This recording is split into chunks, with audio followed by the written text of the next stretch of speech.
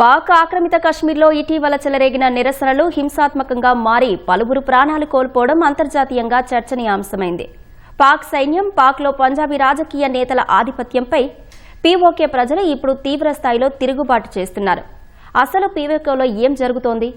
పంజాబీకరణ వల్ల పీఓకే ప్రజలు ఎలాంటి పరిస్థితులు ఎదుర్కొంటున్నారు? ఈ కథనంలో చూద్దాం.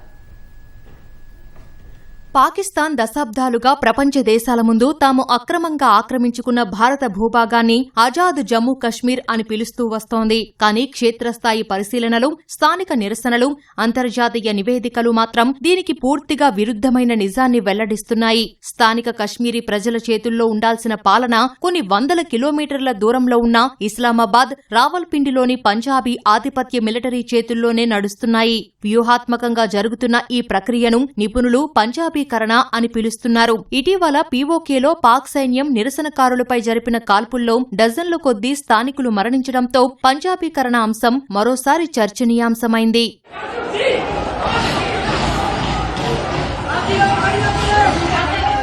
పంజాబీకరణ అంటే కేవలం భాషాపరమైన ఆధిపత్యం మాత్రమే కాదు, ఇది ఒక వ్యూహాత్మకమైన ప్రాజెక్ట్. 1947లో పాకిస్తాన్ పీఓకేతో పాటు గిల్గిత్ బాల్టిస్తాన్ ను అక్రమంగా ఆక్రమించుకున్నప్పటి నుంచి స్థానిక కశ్మీరీల అస్తిత్వాన్ని దెబ్బతీసే ప్రయత్నాలు ప్రారంభమయ్యాయి. పాకిస్తాన్ ఫెడరల్ ప్రభుత్వం, స్థానిక ముస్లిం కాన్ఫరెన్స్ మధ్య జరిగిన 1949 కరాచీ ఒప్పందం ద్వారా పీఓకే రక్షణ, విదేశీ వ్యవహారాలు, గిల్గిత్ బాల్టిస్తాన్ పరిపాలనా నియంత్రణను ఇస్లామాబాద్ పూర్తిగా తన చేతుల్లోకి తీసుకుంది. ఈ చర్చల్లో గిల్గిత్ బాల్టిస్తాన్ కు చెందిన ఒక్క ప్రతినిధి కూడా లేకపోవడం గమనార్హం. 1949 కరాచీ ఒప్పందం నుంచే పీఓకే ప్రజలకు కష్టాలు మొదలయ్యాయి. కనీసం స్థానికుల అభిప్రాయాలను కూడా పరిగణలోకి తీసుకోకుండా పాక్ పాలకులే నేరుగా ఆదేశాలు జారీ చేస్తుంటారు. అదేవిధంగా భారీ వ్యాపారాలు, కాంట్రాక్టులు అన్నీ పాక్ పంజాబీలకే దక్కుతున్నాయి. 1974లో పాక్ ప్రభుత్వం చారిత్రాత్మక భూమి హక్కుల చట్టాన్ని రద్దు చేసింది. దీంతో పంజాబ్, ఖైబర్ పఖ్తుంఖ్వా నుంచి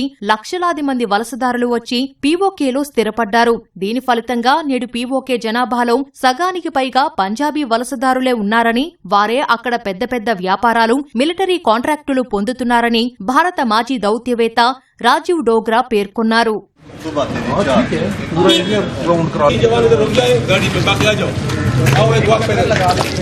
పీఓకేలోని మీర్పూర్, భింబర్ వంటి ప్రాంతాలు పాక్ పంజాబ్ సరిహద్దుల్లో ఉండటం వల్ల అక్కడ పహారీ, పోతోహారీ మాండలికాలు మాట్లాడేవారు. అయితే వ్యూహాత్మకంగా కశ్మీరీ భాషను పూర్తిగా అణిచివేసి పంజాబీ భాషను రుద్దడం జరిగింది. దీని ప్రభావంతో పీఓకేలో కశ్మీరీ భాష మాట్లాడే చివరితరం అంతరించిపోతోందని భారత army retired lieutenant general KGs Dhillon తెలిపారు. పాఠశాలల్లో కశ్మీరీకి బదులుగా చైనాకు అనుకూలంగా మాండరిన్ భాషను నేర్పుతున్నారని, మైనారిటీలు, స్థానిక సంస్కృతులు పీఓకేలో క్రమంగా కనుమరుగవుతున్నాయని వెల్లడించారు. మరోవైపు గిల్గిత్ బాల్టిస్తాన్ ప్రాంతం చైనా పాకిస్తాన్ ఎకనామిక్ కారిడార్ కు అత్యంత కీలకం. ఒకప్పుడు ఇక్కడ షియా, ఇస్మాయిలీ ముస్లింలు మెజారిటీగా ఉండేవారు. కానీ పాకిస్తాన్ ప్రభుత్వ విధానాల వల్ల పంజాబ్ నుంచి సున్నీ వర్గాలను భారీగా పీఓకేకు తరలించారు. దీనివల్ల 1980ల నుంచి పీఓకేలో షియా, సున్నీ వర్గాల మధ్య తీవ్ర ఘర్షణలు చోటు చేసుకుంటున్నాయి. స్థానికుల భూములను పాక్ సైన్యం లాక్కోవడంతో ఇక్కడ తీవ్ర ఆర్థిక అసమానతలు ఏర్పడ్డాయి.